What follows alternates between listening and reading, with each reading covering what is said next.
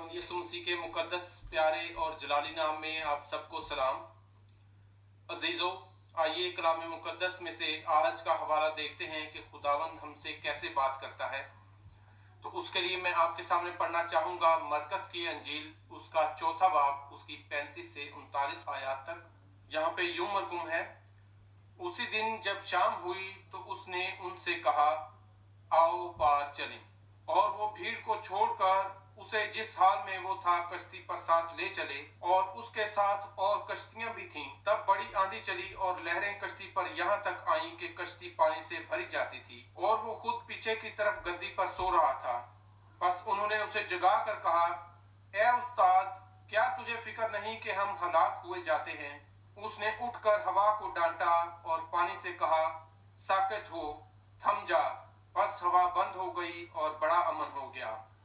खुदावंद के कलाम के पढ़े, सुने और समझे जाने पर खुदा की बरकत हो, आमीन। अजीजों, आज के इस कलाम में हमने एक खूबसूरत आयत पढ़ी है और यहाँ पर खुदावंद यीशु मसीह हमसे क्या कहना चाहते हैं। खुदावंद हमसे कह रहे हैं, आओ पार चलें। अजीजों, इस कहानी में हमने देखा कि खुदावंद यीशु मसीह अपने शागिर्दों को कश्ती पर लेकर जाते हैं और रास्ते में झील में एक बड़ा तूफान आता है, जिससे शागिर्द जो हैं वो घबरा जाते हैं, परेशान हो जाते हैं। और वो देखते हैं तो खुदावंद जो है पीछे गद्दी पर सो रहे हैं, और उन्होंने खुदावंद से आकर कहा कि हम तो हलाक हुए जाते हैं, हमें बचा। तो खुदावंद उनसे कहते हैं कि डरो मत, और हवा से कहते हैं थम जा, और बहुत अमन हो जाता है। अजीजों, आज के इस कलाम में से हम देखते हैं कि जब खुदावंद हमें पार लेकर जाना चाहते हैं, हम जब खुदावंद के साथ जाने का वादा कर लेते हैं, खुदावंद के साथ जाने की तैयारी कर लेते हैं, खुदावंद के साथ शरीके सफर हो जाते हैं, खुदावंद के साथ कश्ती में सवार हो जाते हैं, तो अजीजों, रास्ते में बहुत सारी मुश्किलात, परेशानियां आती हैं। और सम टाइम ऐसे भी होता है कि शैतान हमें खुदावंद के साथ जाने से रोकता है और डराता भी है, और हमारे रास्ते में बहुत सी मुश्किलात पैदा करता है, जिसकी वजह से हमारा ईमान कमजोर हो जाता है और हम चाहते हैं कि खुदावंद हमारी मदद को जल्द आए। इसी तरीके की बात हमने आज कलाम में सीखी है कि खुदावंद उनके साथ भी है, लेकिन फिर भी जब तूफान आता है तो वो लोग घबरा जाते हैं। और वो लोग कौन हैं? वो खुदावंद के शागिर्द हैं। खुदावंद उन सबको पार लेकर जाना चाहता है। इसी तरह खुदावंद का ये पैगाम हमारे लिए भी है कि आओ पार चलें। खुदा हमें एक तरफ से दूसरी तरफ लेकर जाना चाहता है। खुदा हमें हमारी पुरानी जिंदगी से निकालकर नई जिंदगी की तरफ, यानी जलाली जिंदगी की तरफ लेकर जाना चाहता है। और खुदा चाहता है कि उस जिंदगी में ना जाएं जिसके आखिर में हलाकत है, बल्कि खुदा चाहता है कि मेरे पास आओ और मैं तुम्हें कसरत की जिंदगी दूंगा। उसके लिए खुदावंद हमें बुलाता है कि आओ पार चलें। अजीजों, आज हमने भी खुदावंद के इस कलाम को सुनना और समझना है, और खुदावंद के नाम के साथ कहना है कि आओ पार चलें।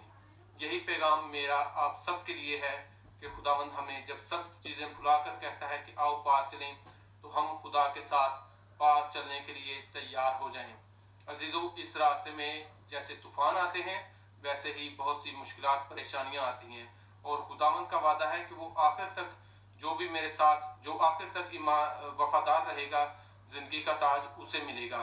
तो अजीजों, हमें घबराना नहीं। बाज़ औक़ात हमें लगता है कि जब ये मुश्किलात, परेशानियां या दुख तकलीफें आती हैं, तो हम कहते हैं कि क्या खुदा हमारी दुआएं नहीं सुन रहा, या खुदा सो रहा है। इस कहानी में भी हमें लगता है कि जैसे खुदावंद यीशु मसीह जो है पिछली सीट पर सो रहे हैं, तो हम परेशान हो जाते हैं। हम कहते हैं कि क्या खुदा ने हमारी दुआ सुन ली? अगर खुदा सो रहा है तो फिर हमें कौन बचाएगा? लेकिन हमें उम्मीद और यकीन रखना है कि खुदा हर वक्त हमारे साथ है। अगर हम खुदा के साथ हैं तो हमें किसी चीज़ की परेशानी की ज़रूरत नहीं। और इसी परेशानी की तरफ इशारा करते हुए दाऊद फरमाते हैं 121 ज़बूर में कि मैं अपनी आंखें पहाड़ों की तरफ उठाऊंगा, मेरी मदद कहाँ से आएगी? लेकिन अजीजों, वो ये नहीं जानते कि खुदावंद कहीं दूर से नहीं आ रहा, खुदावंद उनके पास है, खुदावंद उनके साथ ही है, और खुदा उनको बचा भी लेता है। अजीजों, एक और बात जो इस कहानी में हमने नोट की कि जब खुदावंद ने कहा कि आओ पार चलें, तो शागिर्दों ने, लिखा हुआ है कि भीड़ को छोड़कर खुदा की तरफ हो लिए।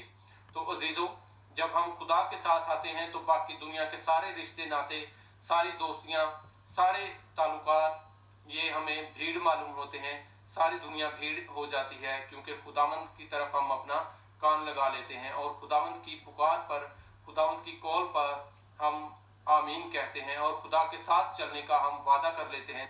तो कलाम में लिखा है कि जब खुदा ने कहा आओ पार चलें, उन्होंने सारी भीड़ को छोड़कर खुदा के साथ चलने का वादा कर लिया और खुदा के साथ चल पड़े।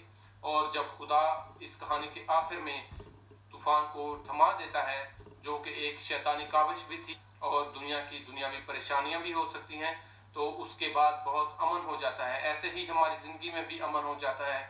जब खुदा हमारे साथ है तो हमें किसी चीज़ की फिक्र नहीं होनी चाहिए, क्योंकि खुदा हमें खुद इनवाइट करता है कि आओ पार चलें। तो खुदा मुझे और आप सबको कहीं लेके जाना चाहता है हमेशा की ज़िंदगी की तरफ।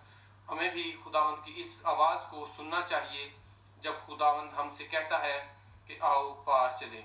अजीज़ों, मुझे यकीन है कि इस कलाम के वसीला से आप सब लोग बरकत पाएंगे। आमीन।